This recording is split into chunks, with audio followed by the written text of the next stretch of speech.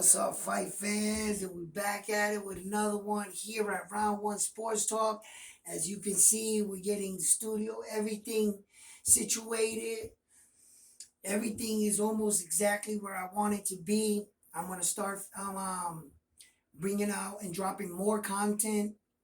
Preferably trying to put it out every day and really step things up here at Round One Sports Talk. So I want to talk about the May 20th upcoming fight in Las Vegas versus Vasily High-Tech Lomachenko versus Devin the Dream Haney. So you're not going to want to miss this video. So without further ado, let's get right into the video. Okay, we have Devin Haney, the American fighter. He comes to us with a record of 29 fights, 15 ways by knockout. He has no losses, no draws, okay? He's only 24 years old, and he is currently the WBC, the WBA, the IBF, and the WBO 135-pound unified undisputed champion of the world. Okay, he is going to come up against Vasily Lomachenko. Lomachenko comes to us with a record of 17 fights, 11 knockouts, and 2 defeats. Now, Lomachenko is 35 years of age, okay? And everyone knows it, even Lomachenko knows it. This is his last shot, his last opportunity of trying to achieve his dream of becoming undisputed, unified champion of the world. What other better way to capitalize on winning all 4 belts in one night? You're not going to get a better opportunity. But now what stands in front of him? The young Devin Haney. Devin Haney, although he is the undisputed champion, I don't feel that he has been properly battle tested. He's showing great skills and way better potential than what I thought. On his last outing, let's just remember that he beat George Kamboza for 3 belts. He didn't win every belt individually. He was the owner of the WBC title, which is the green one, and he won the other 3 off one man. Leading up to that, Devin Haney, besides fighting Linares, that had him in trouble in that fight, but he persevered and he won the fight. Devin Haney hasn't really been battle tested. He hasn't really fought the level of champions, to really put him in that kind of conversation. He's a young champion. He's only 24 years old. And for that reason, I think he's still a kid. He may be in a good position, and he is an exceptional fighter. He understands distance. He has a great jab, and he has good footwork, okay?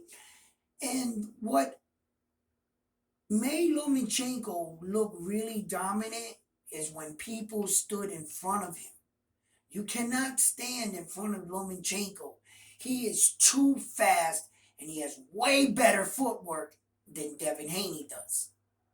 Okay? But the problem is, you can take that footwork away from your opponent. Devin Haney knows how to do that. He's not going to allow Lomachenko to get that close to be spinning off of him, because he's never going to be there.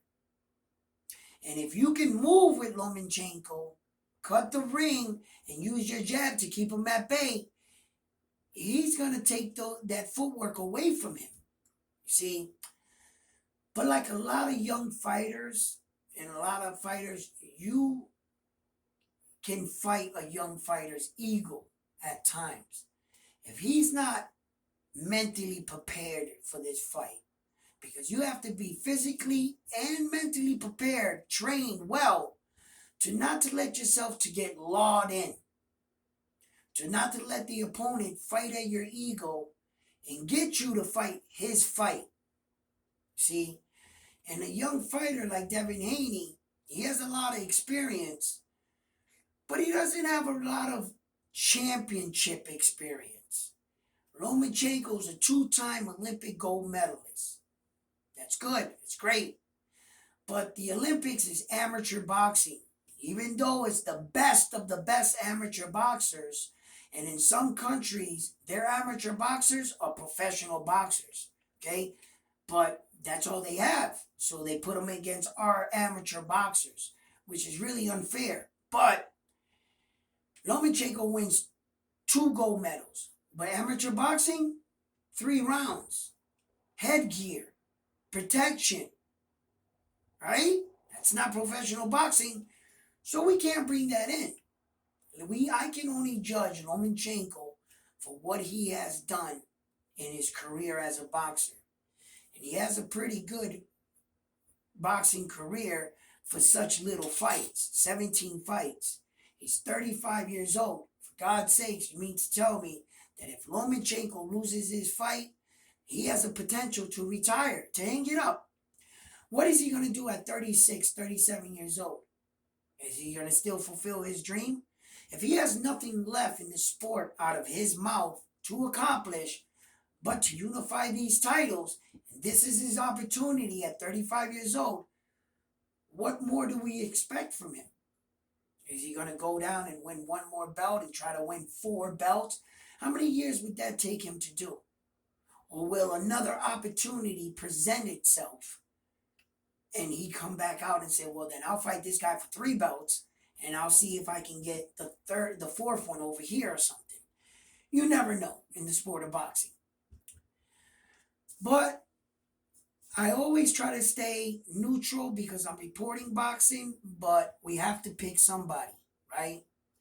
And if I was to pick a fighter in this fight right here, I'm going to tell you that not right now, ladies and gentlemen, that this is a real 50-50 fight right here.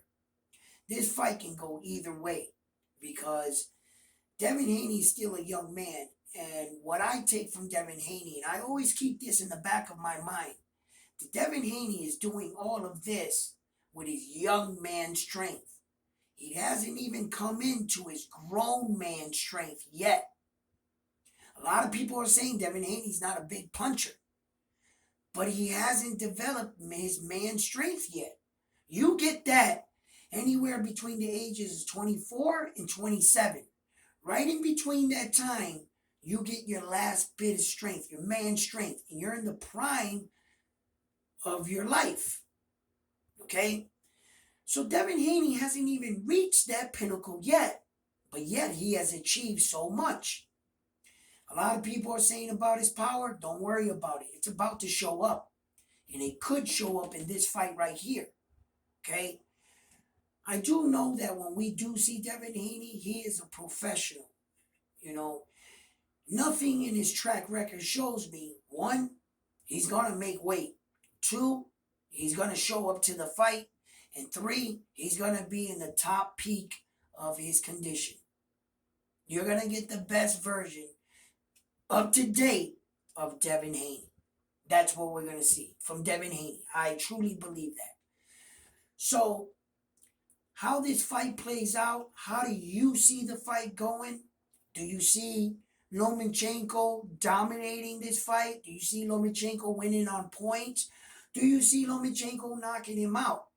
The way I see the fight playing out, I see a 12-round decision, and I see Devin Haney winning by unanimous decision. I see Devin Haney winning 7 out of the 12 rounds. I'll give Lomachenko 5. Yeah, I think Devin Haney wins 7 rounds. Lomachenko wins 5 rounds, and he beats him in a unanimous decision. So you let me know what you think about this fight. And if you don't know what's going on behind the scenes with some of the major sanctioning bodies, they're starting to give out notification to the interim champions of their divisions and letting them know that they have to become the champions mandatory. If case in point, Tank Davis was ordered by the IBF to become Devin Haney's mandatory fighter.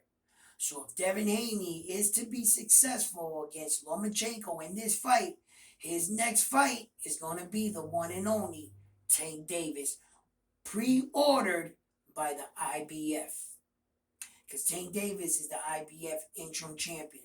So if he loses that fight against Devin Haney, he is no longer the interim champion, and they do away with that belt.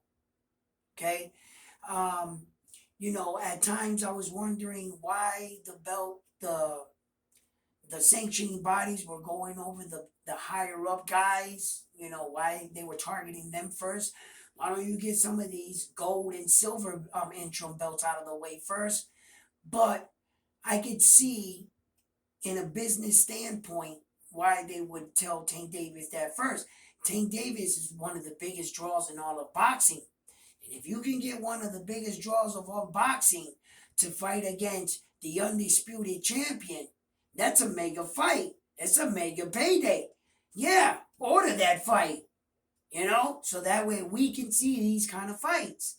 So I'm all for it. Do away with these interim belts. Have the super belts. If you're going to have an interim belt, one interim belt. Not gold, silver, diamond, Pacific, Lake Erie. No, none of that. Okay? So,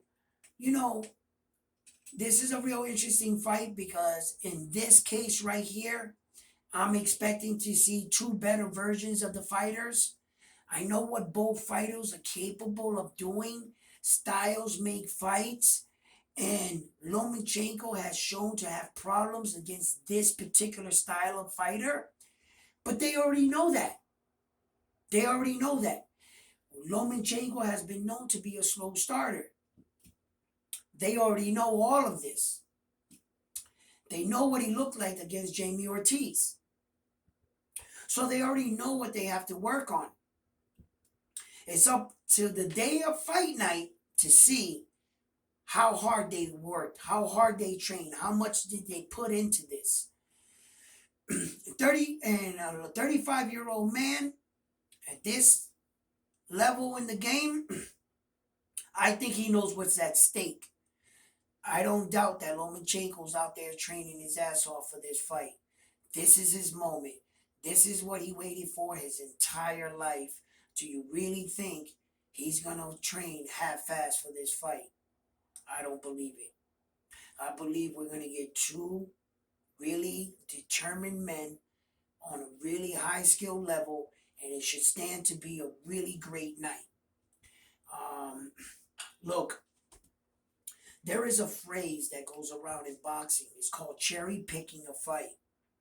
And a lot of times you can look at that and look at it negatively. But to be honest with you, sometimes when your fighter lost the fight, is coming off of a loss, you want him to get a dominant performance and you want him to win his next fight so that you can put him back in his trajectory of going to the top because you had a hiccup in your plan and your fighter got knocked out, right? Okay. Many times we have judge fighters for cherry picking fights, but sometimes cherry picks are necessary. They are necessary, and your management and your promoter and your coach say, look, you just got knocked out by the champion. I don't think you should go after the number 3 guy. Why don't we get a regular non-ranked fighter? You fight him and we prepare our way up to the top. Last Saturday night, Rolly picked a cherry pick, coming off the brutal knockout loss against Gervonta Tank Davis, right? So I think they could have picked a better cherry pick, right? Maybe a younger version, right? But that's what made it worse. They went out and got a 40-year-old man that when he got in the ring, you already was looking at the guy saying, this is a cherry pick. The definition of a cherry pick is that you're not supposed to show that he's a cherry pick. You want a guy that looks the part, but is not exactly what he says he is. You want him to have the nice shorts on and look cut up and your guy go out there and destroy him. That's what you want. It was almost like a Anthony Ruiz, right? Okay, not John, okay?